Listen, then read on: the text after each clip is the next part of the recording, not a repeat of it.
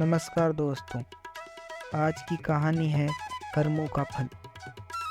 एक बार देवर्षि नारद अपने शिष्य तुम्बरु के साथ मर्त्युलोक का भ्रमण कर रहे थे।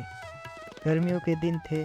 गर्मी की वजह से वे पीपल के पेड़ की छाया में जा बैठे। इतने में एक कसाई वहां से 25-30 बकरों को लेकर गुजरा। उसमें से एक बकरा एक दुकान में जाकर मोट खाने लपक पड़ा। उस दुकान पर नाम लिखा था भागचंद सेठ। दुकानदार का बकरे पर ध्यान जाते ही उसने बकरे का कान पकड़कर 2-4 घूंसे मार दिए। बकरा बें बें करने लगा और उसके मुंह में से सारे मोट गिर पड़े। फिर कसाई को बकरा पकड़ाते हुए कहा, जब इस बकरे को तू हलाल करेगा तो इसकी मुंडी मेरे को देना, क्योंकि ये मेरे मोट खा गया है। देवर्षि नारद ने जरा सा ध्यान लगा कर देखा और जोर से हंस पड़े। तुम्बरु पूछने लगा, गुरुजी आप क्यों हंसे?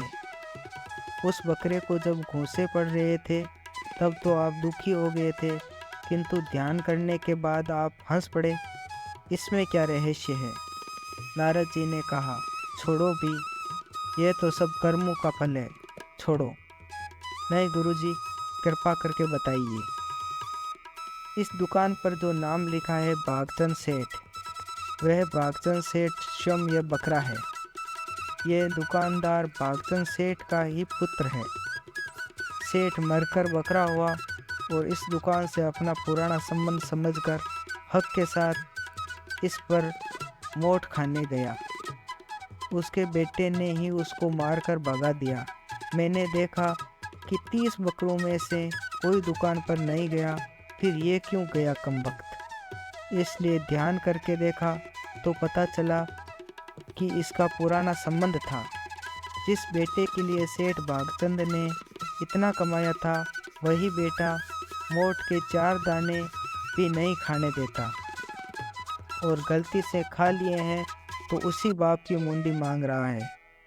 इसलिए कर्म की गति और मनुष्य के मोह पर मुझे हंसी आ रही है कि अपने कर्मों का फल प्रत्येक प्राणी को भोगना ही पड़ता है, और इस जन्म के रिश्ते नाते मृत्यु के साथ ही मिट जाते हैं, कोई काम नहीं आता।